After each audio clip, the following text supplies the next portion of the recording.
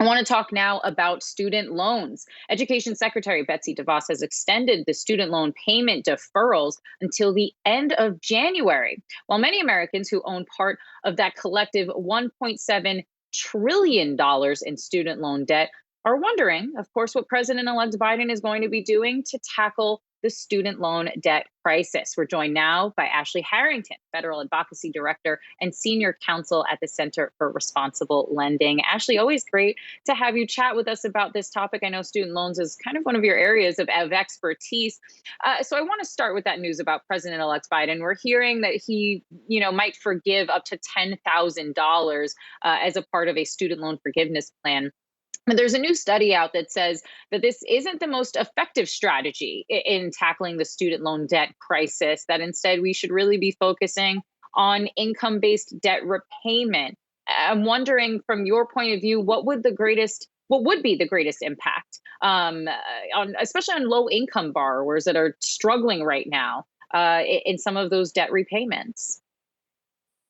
Absolutely, and thanks for having me. So I think it's important to remember, yes, there are a number of major problems with our how we finance higher education. But the first step, we just got a report with the National Consumer Law Center calling for four big actions that will help student borrowers. But the first step has to be cancellation. That will disproportionately impact low-income borrowers, Black borrowers, and other borrowers of color. People in default. So the ones who are struggling the most, people in default, people don't realize most of them are struggling not on huge amounts of debt. They're struggling on 10K or 20K or under 50K.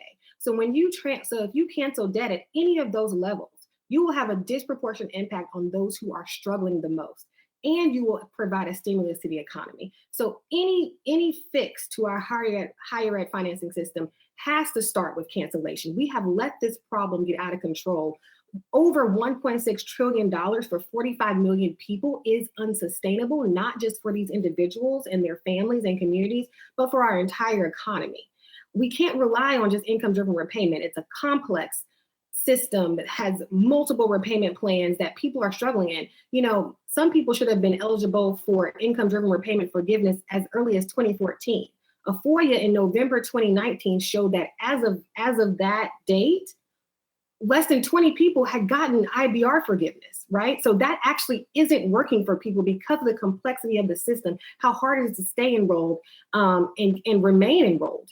And if you look at the public service loan forgiveness program and the issues we've had around that due to servicer error and confusion just because of the complexity of the program. So I think we can see quite clearly that relying on income-driven repayment or other forgiveness forms is not the answer and doesn't meet the issue of the fact that we've allowed this problem to balloon out of control, and mostly on the backs of low-income people and students of color.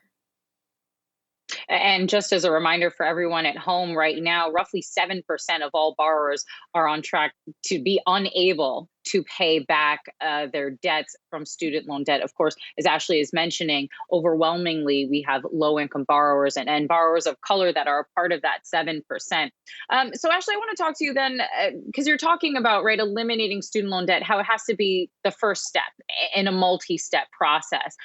But the problem still remains, of course, even if you wiped out everyone's student loan debt, even if you wiped the slate clean on all $1.7 trillion, the problem still remains that university tuition is incredibly expensive and cost prohibitive. So that number would, really start up all over again if something else isn't done. So how can that student debt forgiveness really work hand in hand with policy or legislation that needs to be put forth to maybe tackle, the ballooning cost of a higher education? So I think absolutely we have to have front end and back end reform. You're absolutely right. We need to have broad-based cancellation, and we also have to institute a debt-free college system. The premise of the HEA, which expanded access to higher education for low-income students and Black students in particular, wasn't that people would finance their education through loans. The bedrock of that system under Lyndon B. Johnson's plan was actually grants for low-income students. So we need to get back to that. After the Great Recession, we saw a $10 billion budget hole in state budgets.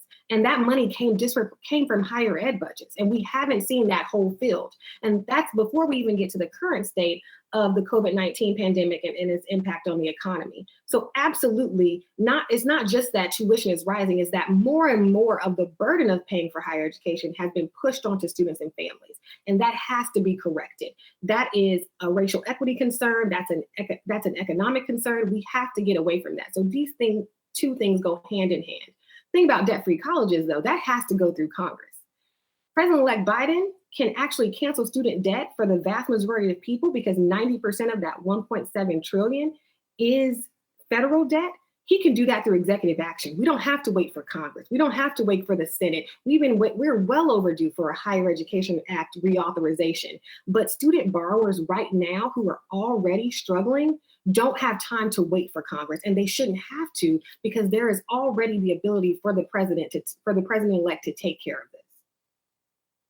Ashley, I have like 40 seconds left with you here. So I'm going to ask you to do the impossible, which is run through some of those hurdles, legal hurdles. I know you're also an attorney, to President-elect Biden, if he does go forward with essentially using the power of his pen to erase some of that student loan debt.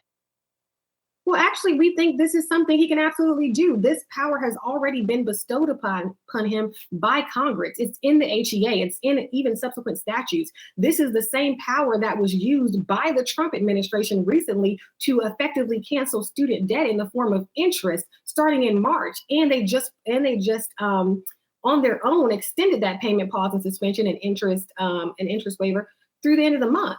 Through the end of January, right? So this is something that is not new. It's been used. It's already in the law.